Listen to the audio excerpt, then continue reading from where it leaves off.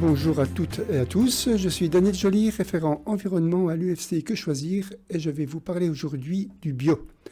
Parmi les 500 écolabels touchant tous les secteurs de consommation, les labels bio du secteur alimentaire font partie des plus connus.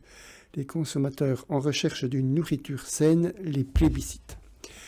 Jusqu'à il y a 150 ans, l'agriculture a été naturelle, utilisant des produits végétaux pour fertiliser la terre et recourant à des substances non synthétiques pour lutter contre les ravageurs.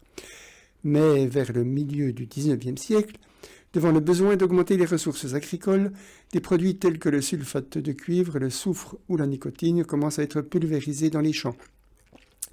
Un peu plus tard, au début du XXe, des produits chimiques de synthèse beaucoup plus efficaces, tels le DDT, apparaissent qui seront utilisés en masse après 1950. Parallèlement à cette transformation des pratiques agricoles ancestrales, des précurseurs combattent cette tendance dès 1920.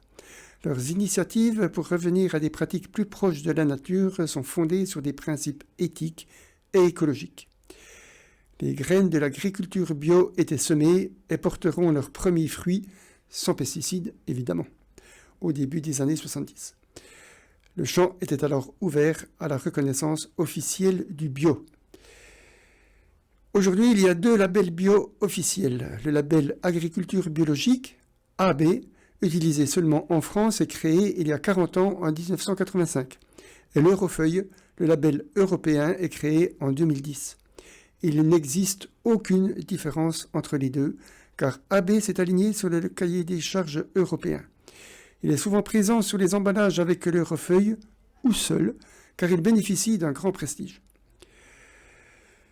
Ces labels apparaissent sur les produits non transformés 100% bio ou sur les produits transformés dans lesquels au moins 95% des composants sont issus de l'agriculture biologique.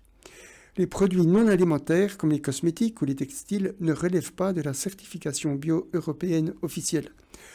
Aux côtés des 2 labels officiels, il existe des labels bio indépendants décernés par des associations de producteurs. L'un des plus connus est Déméter, label développé pour les produits alimentaires, cosmétiques et textiles, en complément à la réglementation bio officielle.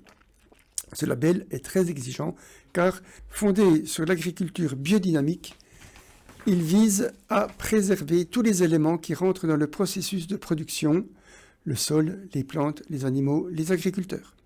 Aux côtés de Déméter, le label Nature et Progrès a été créé 13 ans avant AB par une association de militants.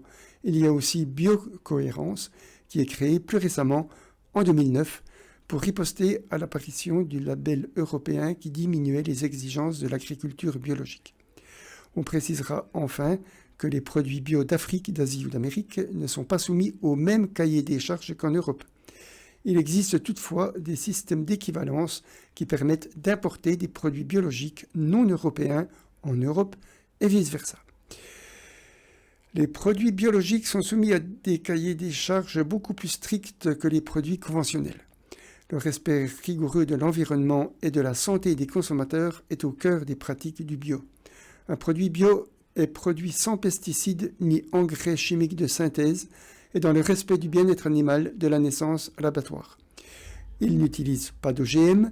Notons toutefois que la réglementation européenne a fixé à 0,9% le seuil maximum de présence fortuite et techniquement inévitable d'OGM dans les produits bio. La culture hors sol est interdite. La certification bio est accordée aux produits agricoles et aux semences. Les agriculteurs sont contrôlés par des organismes indépendants agréés comme Ecocert, Certipac ou Qualité France.